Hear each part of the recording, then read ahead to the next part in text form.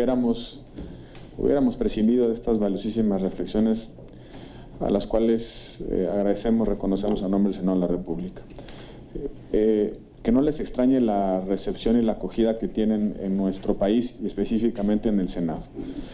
Hay una preocupación latente, ustedes ya la escucharon, pero sobre todo el reconocimiento de que el mundo ya cambió, el mundo de los derechos humanos ha cambiado y que nuestra apertura al derecho internacional de los derechos humanos, los nuevos principios de convencionalidad, la primacía del ser humano, en fin, son avances que nos definen en una realidad enteramente diferente. Nuestro derecho se ha vuelto dúctil, el peso de los precedentes, el peso de las razones que cada caso aporta a la solución de un conflicto presente o futuro, son cambios de verdad de época, de forma de aproximación hacia el derecho, de forma de argumentación dentro del derecho, en fin. Y creo que nuestro país se está ajustando poco a poco a esa nueva realidad, a ese nuevo cambio de época. Yo quisiera simplemente dejar una reflexión y dos propuestas muy brevemente. La primera reflexión es, creo que la juez Odio ha dado en el clavo, ha dado en el punto de lo que tenemos que hacer para maximizar y fortalecer la capacidad de recepción de las resoluciones de la Corte Interamericana de Derechos Humanos. En nuestro país tenemos dos modelos, uno ya juridificado, que es un criterio de la Corte que ha hecho vinculante las razones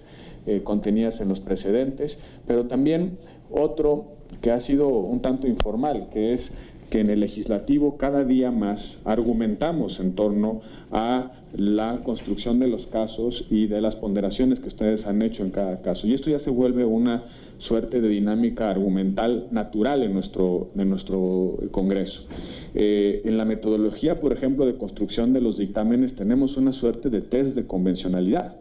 Es decir, sometemos una iniciativa a una suerte de revisión sobre su adaptación, sobre su conformidad, ya no solamente con el derecho interno, sino también con el derecho internacional de los derechos humanos y específicamente con sus interpretaciones, las interpretaciones que derivan de sus propias resoluciones. Creo que tenemos que dar un paso adicional. Yo en la mañana hablaba de las leyes de armonización, hoy ajusto el concepto para hablar de los mecanismos legales de adecuación de un determinado caso al derecho interno. Cuando llega una resolución, y lo digo con muchísima responsabilidad, es difícil saber cómo compartimentar, distinguir los tramos de responsabilidad de cada uno de los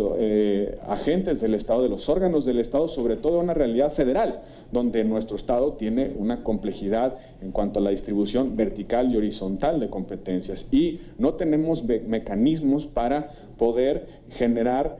mandatos específicos a nivel, insisto, horizontal o a nivel vertical en la complejidad de nuestro arreglo federal, por ejemplo. En consecuencia, construir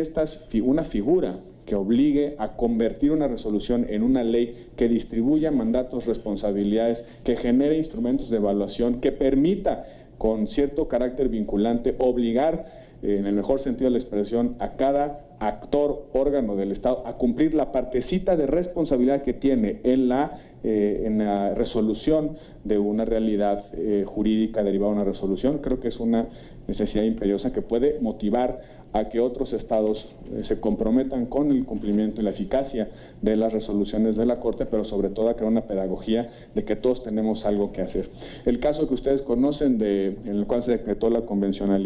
inconvencionalidad del fuero militar, fue un trámite procedimental, la cuestión a trámite.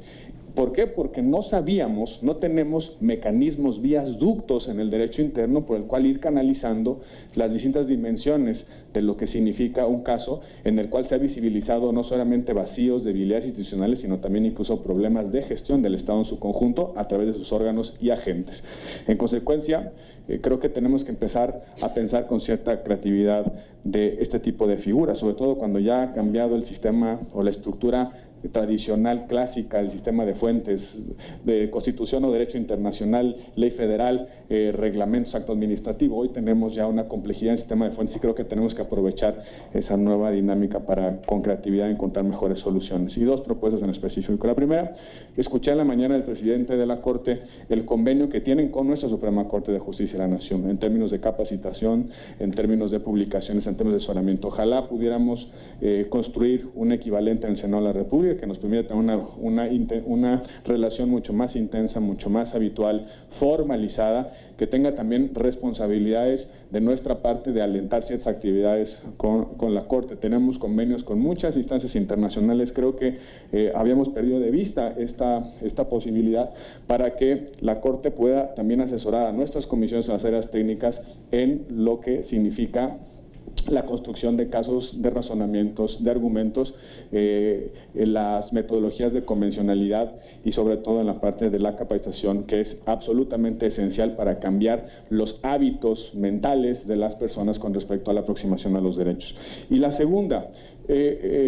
propuesta,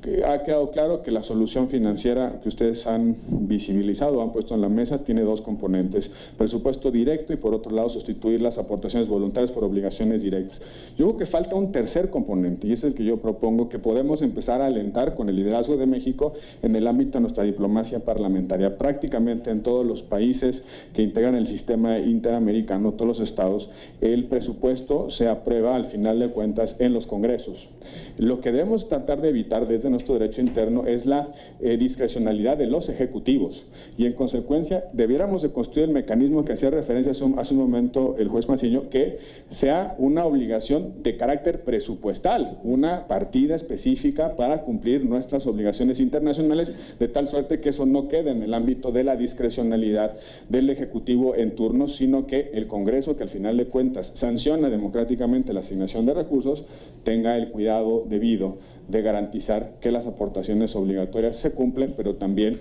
que tenga la obligación de evitar que en una coyuntura implique la asfixia financiera de una institución tan importante como la Corte, pero en general sobre los pilares del sistema interamericano. Dejo esas dos reflexiones, tres reflexiones y esas dos propuestas,